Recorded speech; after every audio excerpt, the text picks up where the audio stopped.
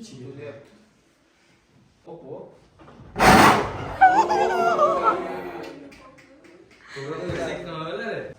Boshlaymiz. Demak, bu tajribamiz etil spirti, ya'ni 96% etil spirti bilan bo'ladi. Xo'p, buning uchun nima kerak bizga? Birinchi, margansovkani eritib olamiz suvda. Qaynoq suvda eritishimiz kerak, chunki margansovkamiz qaynoq suvda tezroq va yaxshiroq eriydi. Qizdirganda parabelkani aylantirib qizdirish kerak, chunki bitta nuqtaga qizdiradigan bo'lsak, yo idish sinib ketadi, yoki bo'lmasam suv pastdagi tezroq qaynaydi, tepaga otilib ketadi, suvimiz sachilib ketadi har yoqqa. Demak, margansovkani solamiz ichiga. Bu shunchaki rang berishi uchun tushunarli-a. Bu yerda tajribamizda margansovka asosiy vositachi emas, shunchaki rang berish uchun.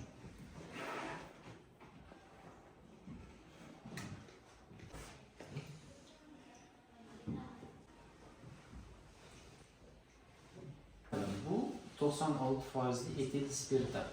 Demak, mana bu margansovka edi. Margansovka ya'ni kal bermagan tuzini eritmada eritdik va ichiga soldik. Shunchaki suvga rang berish uchun xolos bu narsa. Endi qiladigan ishimiz bu etil spirti bilan. Mana bu idishga etil spirti solamiz va etil spirtini bullari bilan to'yintiramiz idishda.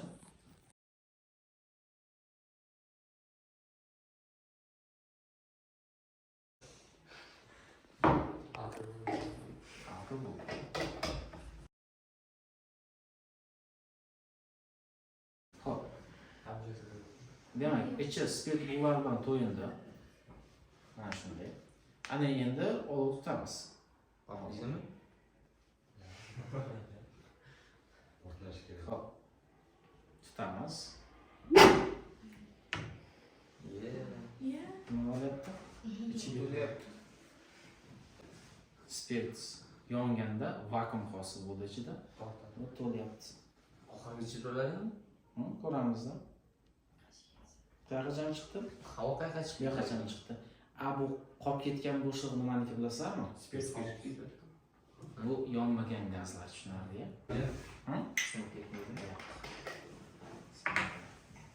Demak, spirt solamiz ichiga. O'xshamay qoladi.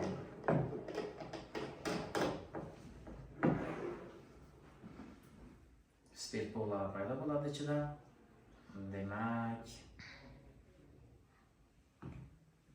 cho'pga yoqamiz.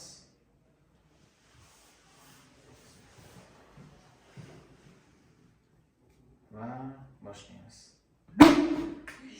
Ovoz balandroq chiqargan, kuchli bo'lsa. Ichi kichkina bo'lishi kerak ekanda. O'zi mana shu hushtak chalish ko'p bo'ladi. Bundan farqi yo'q.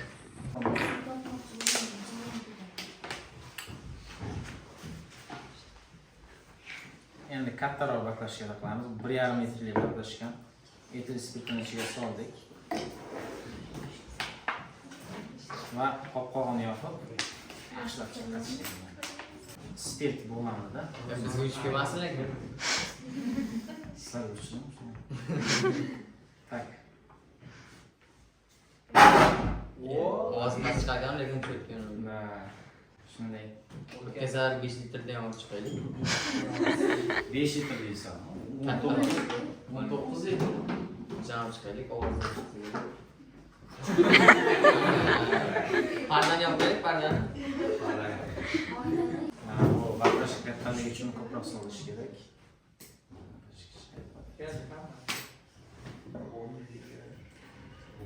Shu dahshatli romlar.